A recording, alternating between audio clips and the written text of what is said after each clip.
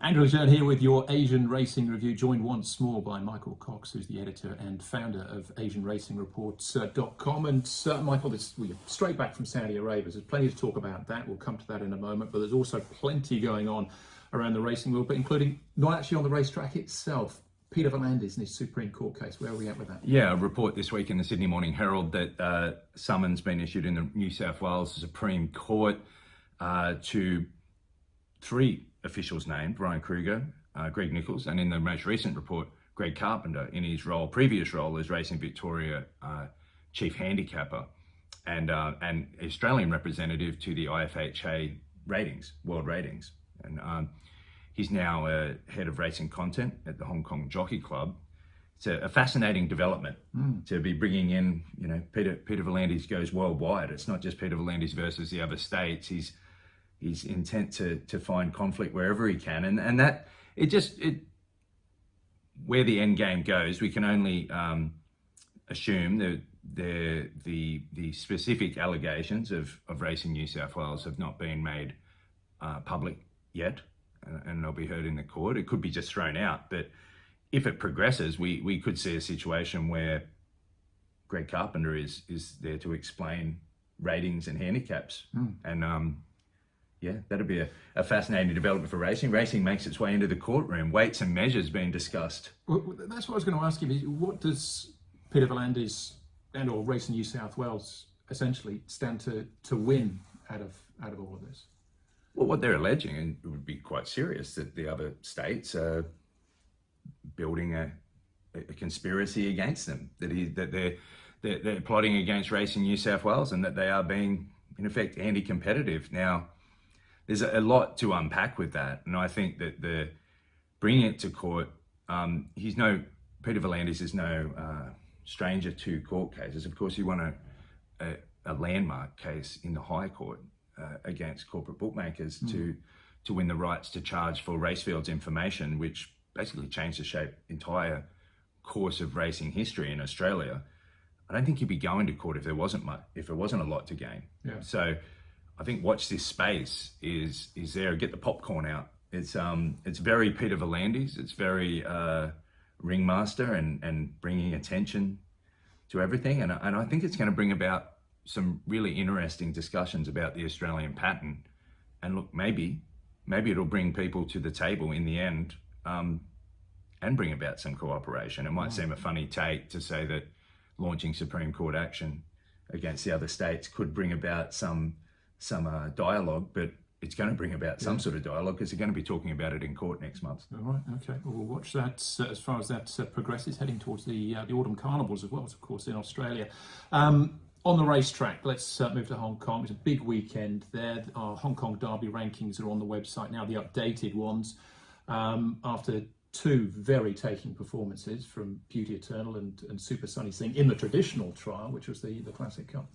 Super Sunny Sing, we heard Vincent Ho talk about how the feel this horse gave him coming through the grades in a Class 3 win. He said he gave him a Golden 60-like feel, which is a big statement. But then you saw him ride in that Classic Cup. Coming out of the handicaps, he'd missed the Classic Mile. He comes into the Classic Cup and he rode that horse like it was the best horse in the race. Like he was Golden 60. Yeah, he rode him like he was an odds-on favourite. Sat back, watched everyone else do their thing, and he won with authority in a way. Now, bad news for Super Sunny Sing. Most years, I'd say 7 out of 10 years, there's your Derby favourite. But unfortunately, on the undercard, there's another horse coming through the handicaps, and that is Beauty Eternal, who was just super impressive again in Class 2. Jumped 1.1. I don't know where I can find the stats on it, but very few horses come through as a 4-year-old and go out in a Class 2 mile and start a solidly back 1.1 favourite and perform up to expectations like he did. He has early tactical speed. Zach Purton can just put him where he wants in the race. Look, to say he's the one that beat in the Derby is stating the obvious. He's the new number 1 in the Hong Kong Derby rankings on Asian Racing Report. I think Super Sunny Sing is a clear number 2. And then Sword Point, who was your selection last week in LJ Confidential, he ran well. He was ridden in a way to where Hugh Bowman, I think, expected slow tempo as there was in the Classic Mile. So he was ridden in a way that you probably wouldn't ride the horse to his best, but he rode to the expected race conditions, and he performed really admirably. Yeah, they're clearly the top three, or it seems to be on what we've seen so far, the top three as far as the Derby's concerned. But of course, there was Group 1 action on the programme as well. We saw this fantastic matchup once more between Golden 60 and Romantic Warrior. Up to the 2,000 metres, the triplet Romantic Warrior had blitzed Classfield on International Day. Went off as favourite, but Vincent, riding with all the confidence in the world now, sat and stalked, he pounced, he won. And news after the race that Karis Teetan has lost the ride on Romantic Warrior. Harsh? I think so. I think Danny Jeune, the trainer, has just thrown Karis straight under the bus, and owner looking for explanations, and he's thrown the owner under the bus too, because in the press he hasn't said I want to change, the owner wants to change. So the owner wants to change. I'm not sure what he's told Karis.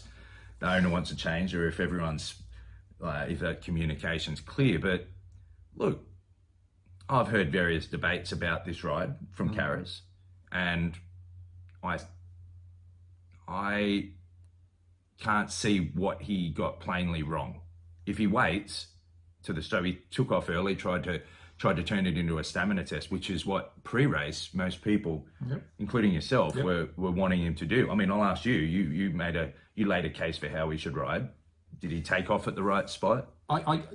As far as the rider's concerned, I haven't got a big problem with it at all. He's racing Hong Kong's best horse. He was trying to ride him over the 2,000 metres. I just don't think that Romantic Warrior, for whatever reason, ran up to his best. Money Catcher, being as close as he was, just sort of tempers it a little bit. So I think the horse underperformed. I don't think that was necessarily Karis's fault. Yeah, and I mean, is it possible that a champion who's now won 23 of 27 this horse has won? He's just on his back in a 7-horse race and outsprint him. If he waits to the straight and doesn't go that early, he gets beat in even a worse way. And I just think that maybe the criticism of Karis is unfair, and it takes away from the fact that it is possible that the better horse on the day, and possibly the better horse full stop, won. Yeah. And that, as you said, I suspect that wasn't Romantic Warrior's best. No, at his very best. I don't think it was his optimal run. But on Golden 60, so they had a chance at a Triple Crown a couple of years ago. They didn't take it. They've got a shot now at immortality as far as Hong Kong racing is concerned with the Triple Crowns. Only River Verdon's done it in the past. Or they go overseas, or they do neither. Okay, well, I've been watching Hong Kong racing for a little while, 10 years. And if they want to talk about legacies and what matters, Triple Crown doesn't mean anything. No one talks about it. No one even knows what the races are. Going overseas, they keep avoiding it. And there's pressure from within the club for horses not to go overseas. And that annoys me. And this discussion that, well, he doesn't need to prove anything by going overseas. Well, I'm sorry, but it does matter. You know, for someone who loves the sport and follows it and happy to debate who the greatest horses of all time and in recent history in Hong Kong are, winning a Yoshito Kinnan in Tokyo in June means more than completing a Triple Crown at home. Yeah, it's the Champions and Chatter Cup. I'm happy for anyone to come down here to the ARR studios and we can do a special on why it matters more. The Golden, to me, I'm not saying that Golden 60 needs to go overseas to prove himself. I think he's the best Hong Kong horse of all time, as it stands right now. But what would mean more? A Champions and Chatter Cup or a Yoshito Kinnan? And I think the Yoshito Kinnan's a better choice for the horse. We heard Vincent Ho talking about the psychological effects of a horse being kept at Sha Tin for so long, no spell, no trip away. I think, heading into what could be his swan song season, a trip away to Japan, could provide a freshen up and a different look. If he goes into Yoshito Kinnan and is beaten, that's not damaging to his legacy. Gets dragged into an 800-meter sprint with Romantic Warrior in a 2,400-meter race and gets rolled. That could be not only damaging to his legacy, it could be damaging to his future. I just think it does matter to go overseas. And we've seen a lot of Japanese horses, which we'll get to in a moment, travel and what it can do for a trainer and a jockey and a horse. And a jurisdiction as well. I say one, it's got to be one or the other, but I'm with you. I'd be leaning towards the Yoshito Kinnan as well. You mentioned Japan, again, another big weekend internationally for them. in Saudi Arabia. Not only for Yoshito Yahagi, who wins again on the world stage, just an extraordinary training performance from him, but also Damian Lane, who's doing nothing to sort of slow down his ever-growing reputation on the international stage. It's incredible, Damian Lane's record and the way he's grown as a jockey and as a person. I wrote in our newsletter this week that goes out to our subscribers. Just, you know, when you compare it to Damian as a 21-year-old, he just turned 21 when he came to Hong Kong for the first time, and 8 years ago. And he rode 5 wins from 150 starts. And he was just that typical, you've seen it before, the overseas jockey that comes. And not only do they not get it done on the track, they're just young, and they've got to represent themselves, and they don't know how to impose themselves on the scene. And that was Damian at that time, riding on a star-studded roster, mind you. To see how much he has grown and been able to express himself. And he was there at the press conference after he won the Red Sea Handicap on Silver Sonic, cracking jokes with the trainer, trying to goad him into bringing the horse to Australia. I just think, you know, he's mixing it with some really top jockeys, and he's 29. You know, we always point to Hugh Bowman, Craig Williams, and their success, and Kieran McAvoy, and time they spent overseas in their 20s. But I'm not sure any of them did, well, certainly not Hugh and Craig. They were just learning experiences. They were just getting some experience. This guy's riding in top races. He's riding in the world's richest race. He's riding top chances in high pressure races against all-time great jockeys. That jockey's room that he was in at Riyadh was just incredible. Just name a jockey. It was just Ryan Moore, Frankie, Olivia Pellier. It was an amazing array of talent, and Damian Lane's right there amongst them. Yeah. Quick word on Yahagi as well. Phenomenal. And again, in your report, he's only got 80 horses. Yeah, so around 80 on his name. So under JRA rules, they can have 30 at any one time, a maximum of 30. So different trainers can have different amounts, but the maximum any trainer can have, and the maximum Yahagi can have at a training center ready to race in Japan is 30. So what he's able to do in matching up against the Coolmores and the Godolphins of the world, and have these multiple runners performing so well at these carnivals is just amazing. He's a great talent, and what he did with Panther Lasser to win the Saudi Cup was a tremendous turnaround. You know, this horse was the horse that ran off to the massive lead in the Tenno show late last year, where it was just run down by Equinox, and I mean, he was going half pace in the last 200 meters of that race. And then he turns up to Hong Kong, maybe like 6 weeks later, legless. Just, I mean, having to be pushed along at track work, really looked tired and leg weary, and couldn't muster the early speed in the Hong Kong Cup, ran a disappointing race there. Look, I had doubts about his future. I just thought he was cooked, really. And he's gone out and won the world's richest race, jumping from barrier 1, a high pressure dirt race, second time on the dirt. Jumps, leads, holds them all off for the win. Extraordinary training performance. Yeah, there'll be plenty more of wins from the Yahagi barn, obviously on the world stage as well, which very seems to be targeting. While you're in Saudi, you caught up with Joao Moreira. Yeah, news from Joao Moreira. He intends to come and ride in Sydney during the autumn carnival. Interestingly, though, not just for a fly-in, fly-out visit. So we've heard a lot about Joe's worldwide farewell tour. It was actually funny in the press conference. Joe has quietly extended his tour. I don't know where the 12 months came from. I guess he's a bit more fluid. He said he's going with the flow. We had Yuichi Fukunaga there, who's like, I'm retiring tomorrow. Frankie Dettori, I'm retiring in December. And then it got to Joe. They had them all there for a press conference, and Joe was like, I'm retiring when I feel like it. So we could see a little bit more of Joao Moreira, I think, for the next 18 to 20 months. Interestingly, he'll come to Sydney. He tends to come from Sydney, just waiting on his paperwork and being able to come in. He intends to ride in Sydney for maybe 2 months from mid-March. He's trying to come. Look, what's interesting about it is that he's going to ride like 4 or 5 times a week, not just fly in for these big days. And if a lot of our viewers and readers will remember the last time he came in, he had an absolute shocker. He came in and rode for 2 days of the championship. It was a wet track.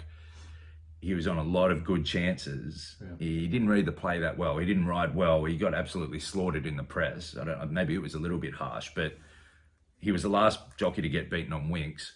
That's never looks good on your resume. So he would want to come back and do well. But what will serve him well is riding at midweek at some of the tracks, riding in the Australian style, and just getting around to some of the other circuits and getting a feel for the place. Yeah, I don't think she ever ran over 1.5 miles again in his defence, but either way, that's the stat as it stands. What else is coming up this week? What have we got on the site? We've got a great story of Gerald Mosse, one of my favourite personalities in horse racing. Great jockey. David Morgan, our chief journalist, caught up with him in Saudi Arabia and had a chat where he's at. Like he's building. He has built or refitted some old historic stables in Jeune, and he's ready to become a trainer, but not quite yet. Right. He's riding is his hobby. Riding is his hobby. Yeah, I don't think Joe's hip's going to hold out long enough for him to be a Gerald Mosse riding well into his 50s. But it's a great read. Go and check it out at asianracingreport.com. Okay, and of course, as we head into March, great month for the region. We've got Dubai really kicks off Super Saturday. Sydney's Autumn Carnival, Japan started for the classics, the 1,000, 2,000 guineas. So plenty coming up for the next couple of weeks. Yeah, looking forward to it. And not only do we have the Hong Kong Derby rankings on our site, but we'll have the Tokyo Yushun, the Japanese Derby. A great rundown later in the week of the main contenders thus far, the top 18 as ranked by our expert team. And so go and check that out. Like Japanese racing, it can be hard to keep track of, but latching onto the 3-year-olds and the classics is a great way to sort of learn these horses into the future and follow the sport there. All right, we'll look out for that. Thanks as always. Like and subscribe, follow us on social media, and keep tuning in for more from Asian Racing Review.